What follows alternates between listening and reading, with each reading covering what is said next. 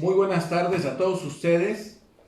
Hoy 29 de junio de 2020 conmemoramos el 138 aniversario del natalicio de don Isidro Fabela Alfaro, un hombre de extraordinaria relevancia para el pensamiento universal, un hombre de extraordinaria relevancia para la historia de nuestra patria. En ese sentido, como rector del Instituto de Investigaciones Jurídicas de la Organización Mundial de Abogados y a nombre de nuestro presidente, el doctor Mario Flores González, me voy a permitir participar en esta tarde. Quiero agradecer la invitación que me hiciera para poder grabar esta conferencia a la titular de la cátedra Isidro Fabela Alfaro, a la maestra Marina Hernández Aguilar. Comento que vamos a transmitir esta conferencia a través del canal de TV Pozos, televisión por internet, cuyo director es Sergio Cárdenas Zúñiga, y que estamos cumpliendo 6 años de haber aparecido en la escena pública con este canal cultural, bajo los auspicios también de otros 2 grandes amigos, como lo es Gonzalo Suárez Paniagua y Leonardo Ruiz Alcántara. La conferencia que voy a dictar en esta tarde la he titulado Isidro Fabela, el orador. El legado moral e intelectual de Isidro Fabela nos dejó a los mexicanos. Bien puede encontrarse estudiando su obra oratoria. Existen tomos completos de este enorme pensador como tratadista de derecho internacional.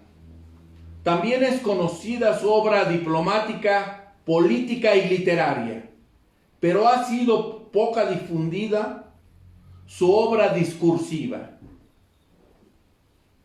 Aún es mucho lo que podemos conocer adentrándonos al análisis de sus discursos, los cuales se encuentran reunidos en sus obras completas, así como en los volúmenes titulados Arengas Revolucionarias y En Palacios y Paraninfos.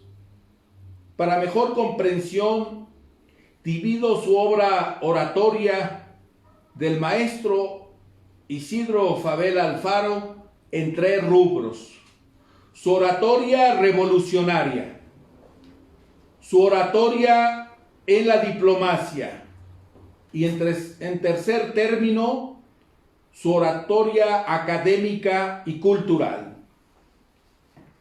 Isidro Fabela fue un orador clásico en el más estricto sentido de la palabra. De sus discursos se desprende que estudió y conoció a los autores más conocidos y publicados en su tiempo. Amante de los clásicos griegos, como compañero de generación, no dejó de actualizar sus lecturas, al igual que con los jóvenes que estudiaron en ese tiempo, en los autores modernos de las más diversas nacionalidades. Por encima de todo, fue un permanente enamorado del Quijote de la Mancha, obra que, según sus propias palabras, leyó y releyó toda su vida. Su discurso de ingreso a la Academia Mexicana de la Lengua, dependiente de la Española, lo tituló Don Quijote, una impresión. Isidro Fabela nace en Atlacomulco, donde aprende las primeras letras. Su padre, el ingeniero Trinidad Favela, decide enviarlo a los 8 años de edad a la Ciudad de México para brindarle una mejor educación. Lo encarga a su tía Brígida Alfaro, quien dirigía en ese entonces la escuela de párvulos. En este lugar es compañero de Antonio Caso, una persona que sería fundamental en su existencia y sin lugar a dudas su mejor amigo. Pasa a estudiar a la escuela primaria anexa a la normal y sigue teniendo como compañero a Antonio Caso y a José Clemente Orozco, el enorme muralista mexicano. En 1895, siendo ya joven, Isidro Favela ingresa a la Escuela Nacional Preparatoria, a la gran Escuela Nacional San Ildefonso, donde tiene como condiscípulos a Antonio Caso, a José Vasconcelos, Alejandro Quijano, Adolfo de la Huerta, a Manuel Urquidi, Genaro Fernández MacGregor, Eduardo Colín, Honorato Bolaños, Luis Rivero Borrell, José Castillejos, Sotero Prieto, Joaquín Gallo, José Avilés.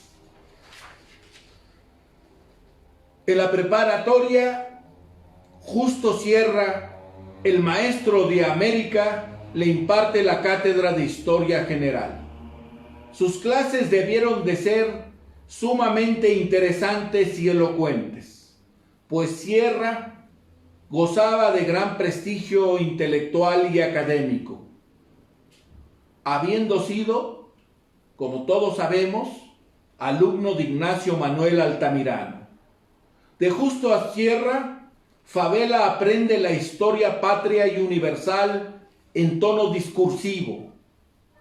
Cada clase constituía una disertación erudita de fechas, personajes y sucesos.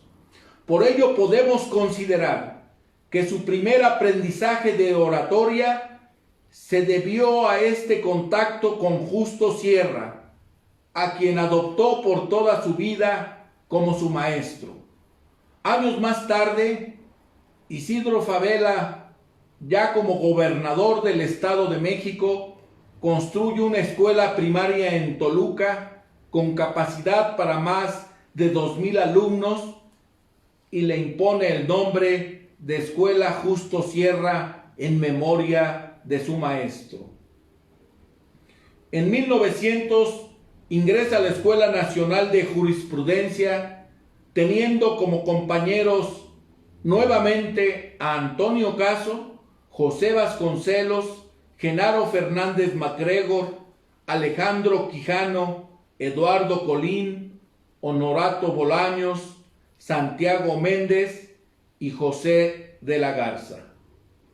En esta escuela de jurisprudencia tiene como maestro de oratoria forense al príncipe de la palabra, Jesús Urueta, el orador que describe López Velarde.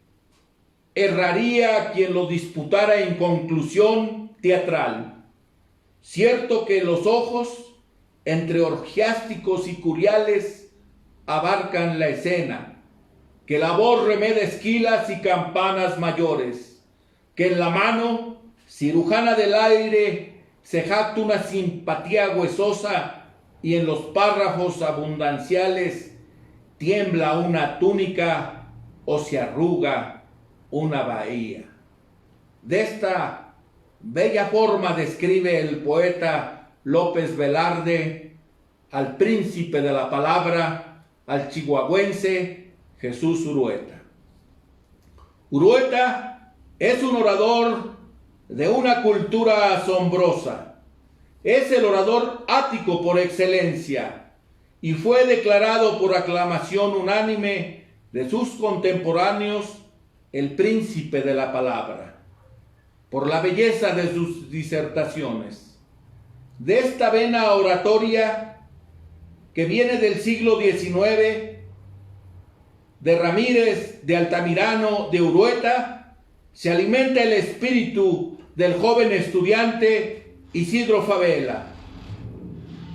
Siendo precisamente estudiante de jurisprudencia, asiste al desarrollo de los jurados populares, una práctica necesaria para los futuros abogados en ese tiempo.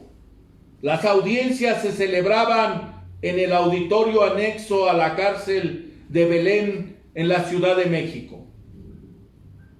Jesús Urueta, su maestro, llevaba la defensa en juicio de un abogado caído en desgracia.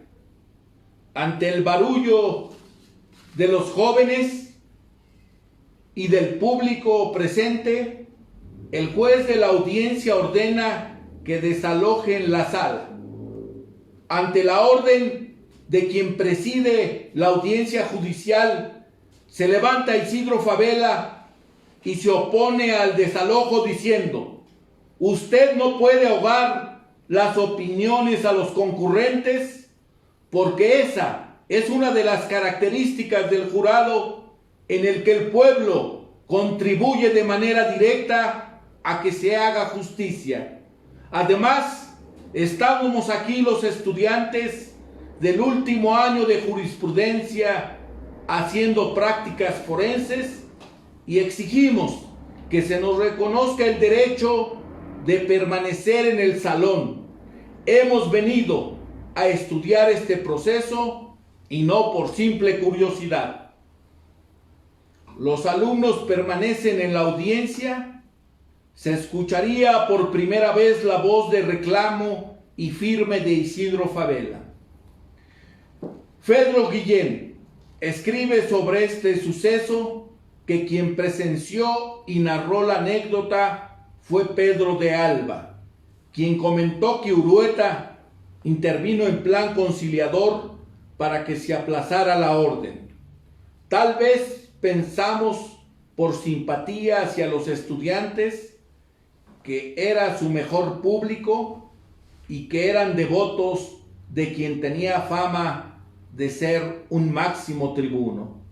El presidente de debates tuvo que acceder y al día siguiente la prensa hizo mención del joven Isidro Fabela como el estudiante que habló a nombre de sus compañeros. Su nombre por primera vez supo de las mayúsculas periodísticas. En 1908 egresa de la carrera de Derecho y se titula con la tesis Excepciones dilatorias. El 28 de octubre de 1909 forma parte del grupo fundador del Ateneo de la Juventud, el grupo extraordinario que funda y rehace la cultura nacional a principios del siglo XX.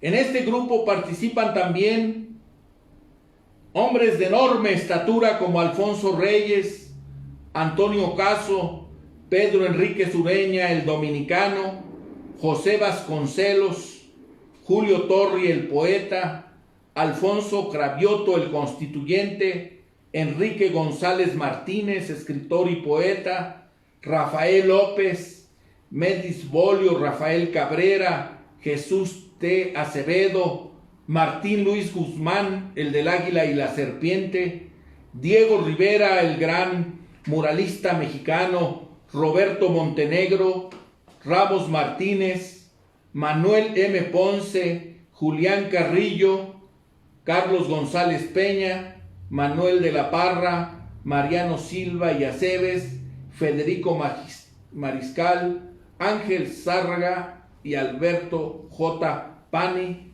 entre muchos otros intelectuales mexicanos. El Ateneo de la Juventud es el grupo que va a dar el sustento ideológico y cultural en el México del siglo pasado. No podemos encontrar una corriente uniforme en este grupo del Ateneo, en donde si bien Antonio Caso tenía la preeminencia en el ataque hacia la idea filosófica oficial que era el positivismo, postura que compartía con José Vasconcelos, pero no compartía el idealismo que proponía acaso. Vasconcelos quería ir a algo más profundo, el espiritualismo. Esto hace que Vasconcelos tuviera una postura antiintelectualista y Antonio Caso una postura racionalista idealista. Pero con todo y sus diferencias en lo filosófico, este grupo logra tener coincidencia en la necesidad de una renovación en lo social, económico y cultural. Por ello, son protagonistas en el movimiento revolucionario y al terminar el movimiento armado, los miembros del Ateneo, ya por separado y cumpliendo diversas tareas, se imponen como tarea la reconstrucción material y espiritual del pueblo mexicano. Abelardo Villegas, en su obra Cultura y Política en América Latina, menciona que lo más importante del grupo del Ateneo fue su nacionalismo cultural, una reacción contra el europeísmo porfirista que suspiraba y clamaba por la cultura de Francia. Recordemos que el dictador finalmente se refugió y muere en Francia. La necesidad de articular la cultura nacional con la cultura general, sin caer, por supuesto, en nacionalismo chauvinista, sino vinculando la esencia de la cultura nacional con el universalismo. Y en esta parte, Isidro Fabela tendría una participación de primer orden, promoviendo a muchos de sus compañeros como diplomáticos, escritores, en el servicio exterior mexicano. Este pensamiento genérico en los ateneístas se manifiesta en la obra discursiva de Isidro Fabela, quien a la vez que es profundamente nacionalista, destaca en la defensa de los valores universales y de los pueblos oprimidos, conservando de por toda la vida los ideales que inspiraron la fundación de la generación del Ateneo. El Ateneo participa en los festejos del centenario de la independencia nacional en 1910, con una serie de conferencias realizadas el 8, 15, 22 y 29 de agosto y 5 y 12 de septiembre, las cuales se realizan en el auditorio de la Escuela Nacional de Jurisprudencia. Fabela formó parte de ellas y de los festejos, pronunciando un discurso memorable el 21 de septiembre en el edificio de la Ciudadela, con motivo de la colocación de la lápida conmemorativa en el lugar que sirvió de prisión a Morelos, el generalísimo Morelos. Ahí dice: el genio de nuestra raza heroica fue Morelos, porque él encarnó el alma de la patria, cuando el pueblo, en un grito trascendente de colmada angustia, reveló al conquistador hispano el nacimiento de su conciencia nacional. Quedó grabado en la memoria histórica del centenario y en una obra que se publicó con ese motivo, las obras que se inauguraron, ese discurso se encuentra ahí de Isidro Fabela. Era un joven abogado. Una vez que cae el telón de los festejos del centenario de la independencia nacional, como un huracán da inicio el movimiento revolucionario. En el mes de noviembre del mismo año, los festejos habían sido evidentemente en septiembre, Isidro Fabela decide unirse al grupo revolucionario de Francisco I. Madero, participando en el periódico La Verdad. y en el partido antireeleccionista, que se oponía evidentemente a la reelección de Porfirio Díaz. Al triunfo de la Revolución Maderista, sería llamado a participar como jefe de defensores de oficio del Distrito Federal. Es al mismo tiempo secretario técnico de la penitenciaría y en 1911 es electo diputado federal por el municipio, Distrito Federal en ese tiempo, Distrito Electoral Federal, a la 26 legislatura. Esa legislatura, que se conoce como la única legislatura maderista, célebre legislatura por los personajes y por el momento histórico que le tocó vivir y que está compendiada su participación en el libro de los diputados de Félix Fulgencio Pallavicini. Y ahí tiene Isidro Fabela, también se contempla un discurso de él, como compañeros de legislatura, a Jesús Urueta, que había sido su maestro, a Serapio Rendón, a José María Lozano, a Luis Cabrera, Heriberto Jara, Nemesio García Naranjo, Félix Fulgencio Pallavicini, Alfonso Clavioto, José Natividad Macías, Luis Manuel Rojas, que a la postre sería el presidente del Congreso Constituyente de Querétaro, entre otros destacadísimos tribunos mexicanos.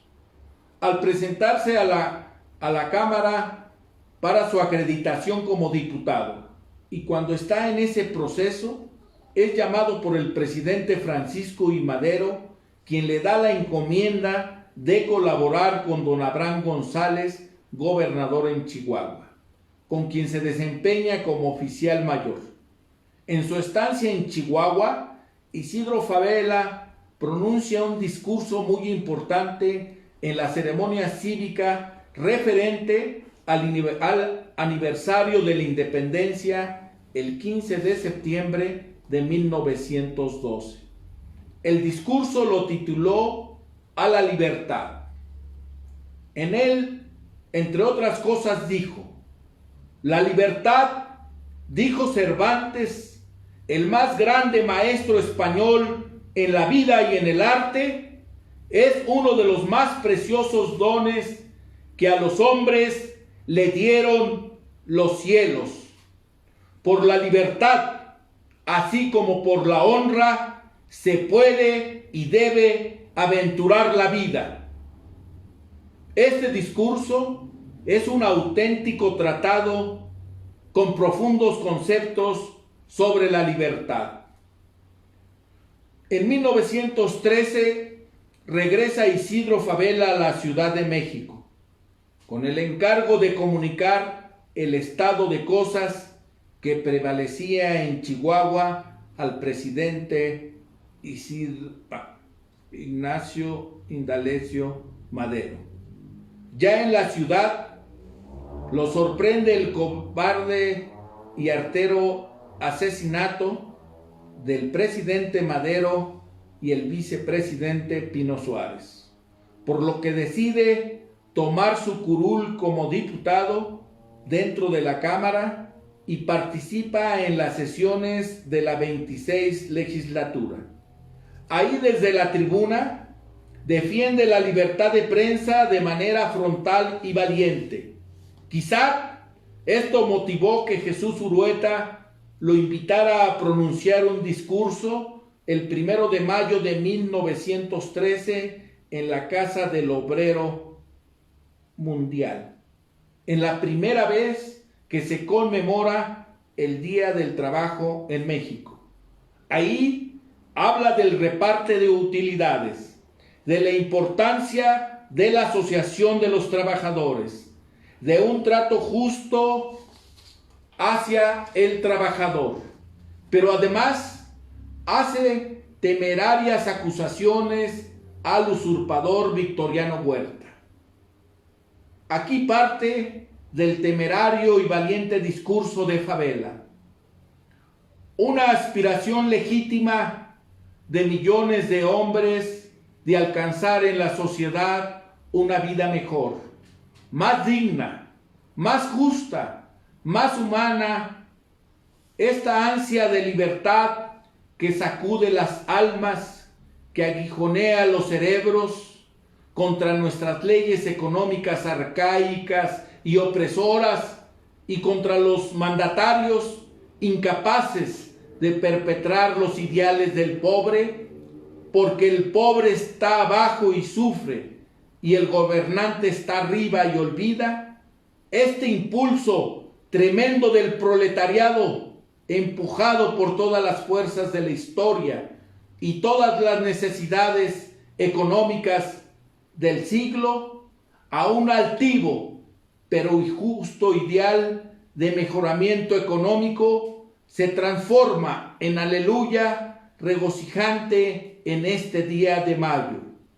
Ya hoy por la mañana, señores, la primera manifestación genuinamente obrera se presentó imponente de majestad y civismo ante la Cámara de Representantes del Pueblo y depositó ante una muchedumbre entusiasta de obreros 3 memoriales que habrán, tarde o temprano, de transformarse en leyes.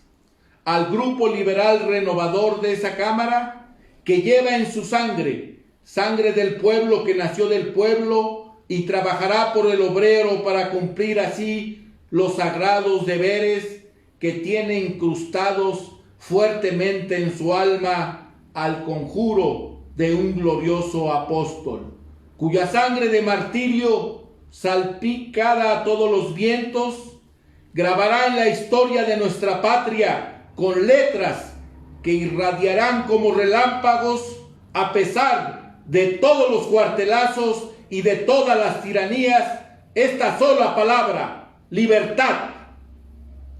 El discurso de 1 de mayo resulta esencial en la vida de Isidro Fabela. Aquí define su filiación de manera definitiva con las causas de los oprimidos y su incorporación de lleno al movimiento revolucionario, ya que el contenido del discurso ofende al chacal Victoriano Huerta, quien ordena la aprehensión del orador. De huida, Fabela se dirige a Veracruz y de Veracruz a La Habana, donde publica un artículo en exaltación a la figura de Madero. De La Habana viaja a Nueva York para después incorporarse al ejército constitucionalista al mando de don Venustiano Carranza, jefe del ejército constitucionalista. Es nombrado abogado consultor de una columna del ejército. Francisco Urquizo nos menciona que en una tarde van a iniciar una batalla y Fabela arenga a sus compañeros de combate para darles ánimo en la lucha. Al respecto escribe Urquizo: habló con desbordado entusiasmo de la redención de la patria, de la nación futura, de la libertad, del denuedo con que los bravos adalides de la legalidad deberían vencer al enemigo de la Constitución escarnecida en un charco de sangre, de donde deberíamos todos salvarla, de sus obligaciones para con el pueblo, y el próximo triunfo en breves horas nos cubriría de laureles. Era la primera vez, en vísperas de un combate, que se nos hablaba así. Estábamos acostumbrados tan solo a las escuetas y terminantes órdenes militares. La oratoria de Fabela también está en esos momentos para dar aliento a los soldados en su lucha por la legalidad y por una vida mejor. Decide integrarse al gobierno de Sonora con el gobernador Maytorena y está allí algunos meses. En agosto de 1913 llega don Venustiano Carranza buscando una alianza militar precisamente con los hombres de Sonora. Después del discurso de recepción, Fabela le dice a Carranza: Señor, yo no vine a servir al Estado, vine a servir a la revolución. Quiero pertenecer a su ejército. Estas palabras y el discurso de recepción fueron la llave de entrada de Fabela al ejército constitucionalista. En el constitucionalismo, Fabela sería un personaje de la más absoluta confianza de Carranza. Su labor es intelectual al lado del primer jefe, elaborando correspondencia, análisis político, jurídico y pronunciando discursos a nombre del jefe revolucionario. En 1914, el poeta peruano Santos Chocano visita al jefe constitucionalista en Sonora. Ahí Fabela da muestras de su fina oratoria, pronunciando un hermoso discurso que dice más o menos así: José Santos Chocano es un poeta y un apóstol. Es un poeta que pasará a la historia de la literatura de habla castellana como un representativo de nuestra América, de nuestra raza, y un apóstol coronado de poeta que va predicando por el mundo una vida mejor, una vida vigorosa y propia para los países hispanoamericanos. En la obra fabeliana está presente el amor por la América Grande de Simón Bolívar, Juárez y Martí. Sus textos y discursos nos dan cuenta de ello. Durante la intervención americana a México en 1914, don Venustiano Carranza le encarga a Fabela negociar con los norteamericanos la desocupación de Veracruz. La última intervención en 1847 nos había costado más de la mitad del territorio con los tratados de Guadalupe. Lleva a cabo las negociaciones con suma eficacia y magistral manejo de la diplomacia, por lo que es reconocido por hombres versados en la diplomacia como un negociador diplomático que logra los más altos beneficios para México, ya que se obtuvo el máximo de ganancias con el mínimo de concesiones, logrando el retiro de las tropas sin ningún detrimento para México. Días después de la desocupación, habla en público el gobernador Cándido Aguilar y Fabela también pronuncia un discurso ante el pueblo, culpa de la invasión al usurpador Victoriano Huerta, y en una parte de su intervención dice que todos los ciudadanos de Veracruz se transformen en soldados si es preciso para defender los derechos del pueblo que nos han querido arrebatar el traidor Francisco Villa. Cada frase, cada periodo enérgico y filosófico del señor Isidro Fabela eran contestados respectivamente por el auditorio con aplausos, recogió un periódico de Veracruz. Fabela le propone a Venustiano Carranza nombrar a un agente confidencial de su confianza para que vaya a restablecer relaciones con los países de Europa.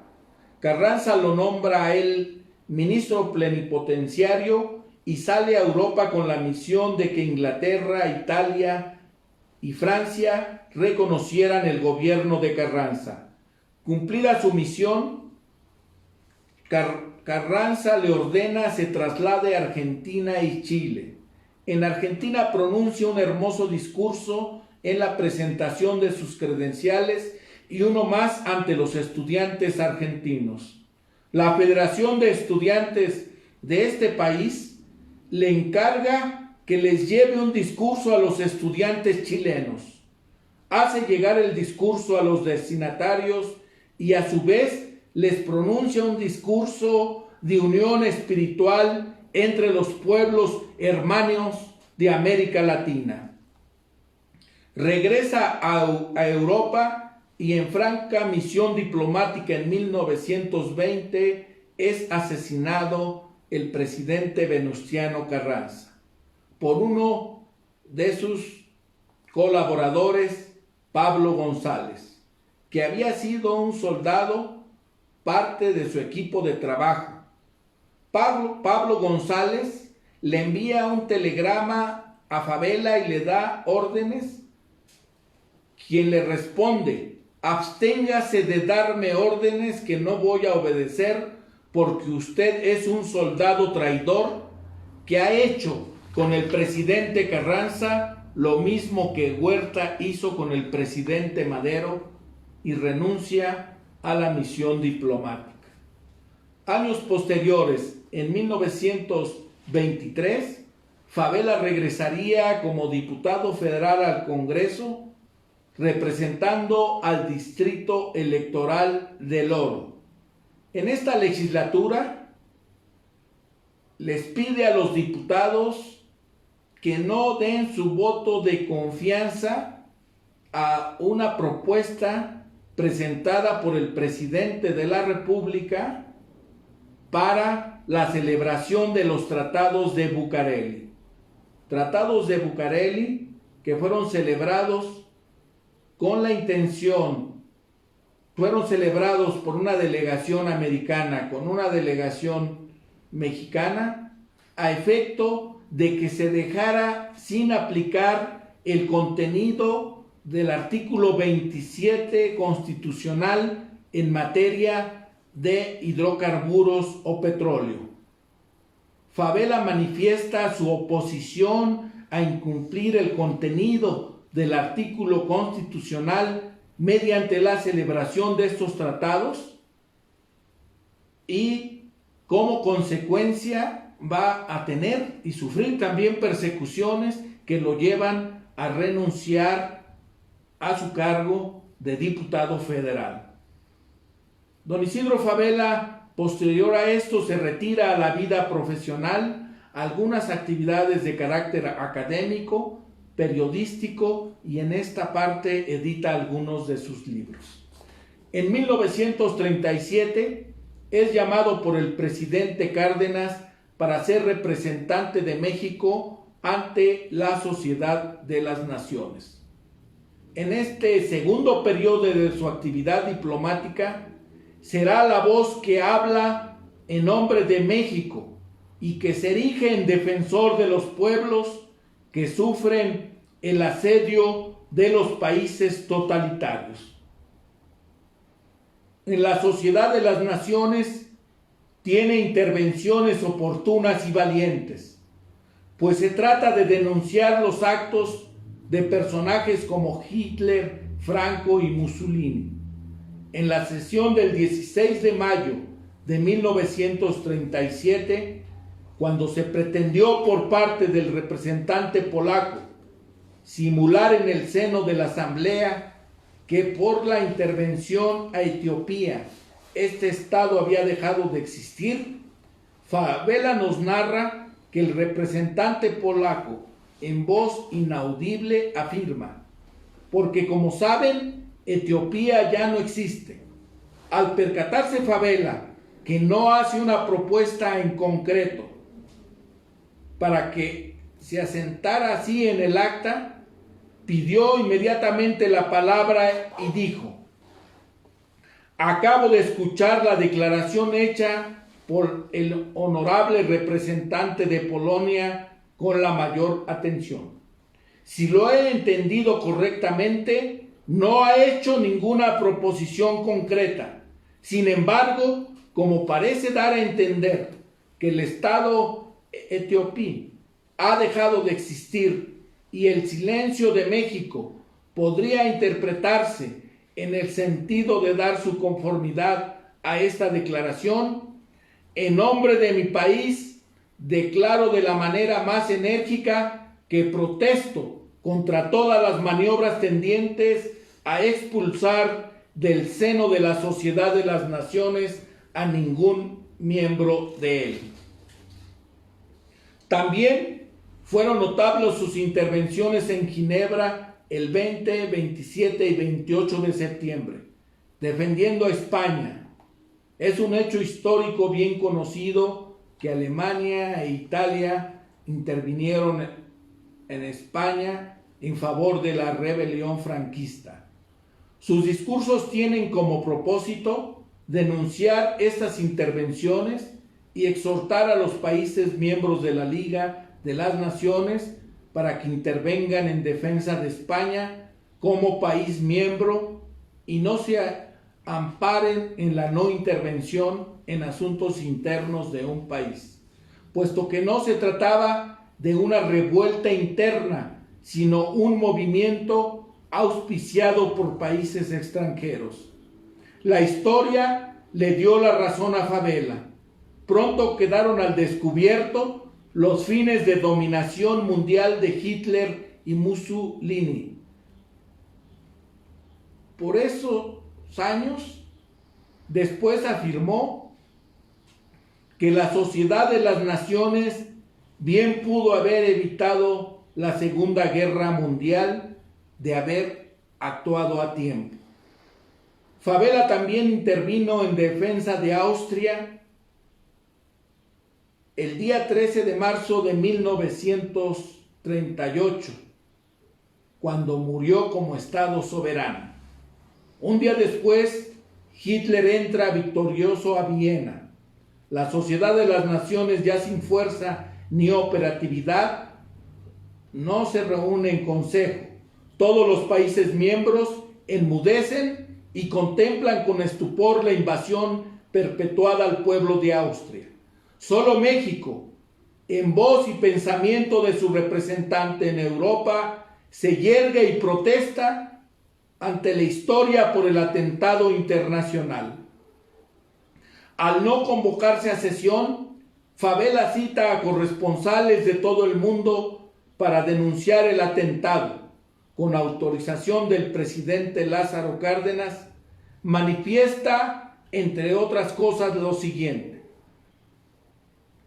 el gobierno de México, siempre respetuoso de los principios del pacto y consecuente con su política de no reconocer ninguna conquista efectuada por la fuerza, categóricamente protesta por la agresión exterior de que es víctima la República de Australia y declara al propio tiempo a la faz del mundo que a su juicio la única manera de conquistar la paz y evitar nuevos atentados internacionales como los de Etiopía, España, China y Austria es cumplir las obligaciones que impone el pacto, los tratados suscritos y los principios de derecho internacional. De otra manera, desgraciadamente, el mundo caerá en una conflagración mucho más grave que la que se quiere evitar, fuera del sistema de las ligas de las naciones.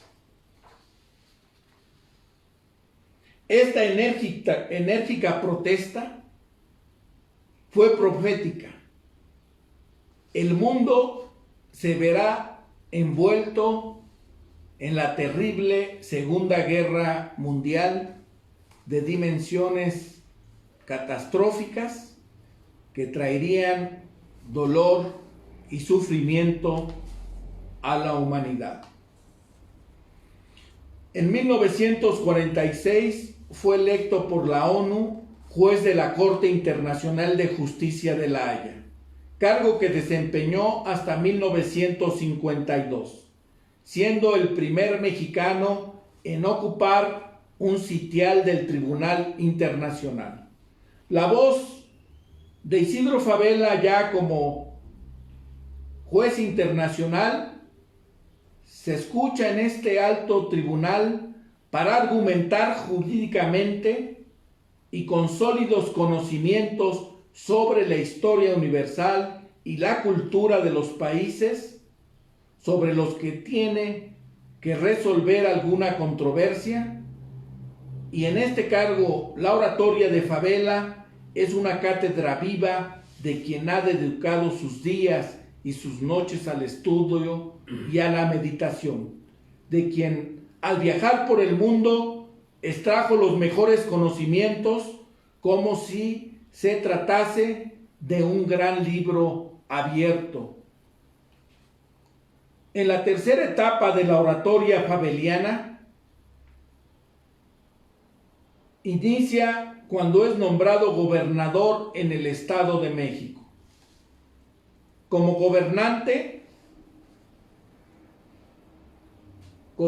Quijote, gobernador de su estado natal, desarrolla una gran labor cultural y educativa. En el discurso que pronuncia al conceder la autonomía al Instituto Científico y Literario, convertida en la actual Universidad Autónoma del Estado de México, institución en la que fue maestro Ignacio Ramírez el Nigroamante y donde fue alumno Ignacio Manuel Altamirano, donde estudió Adolfo López Mateos y fue bibliotecario, a donde fue alumno el enorme maestro de oradores Horacio Zúñiga Anaya. Esa mi universidad, en una de sus más bellas frases, define la importancia de la labor creativa que debe desarrollarse en un ambiente de libertad. Ahí expresó: solo al amparo de la libertad es posible que la cultura nazca, se desarrolle y progrese. Fue presidente de la Sociedad Mexicana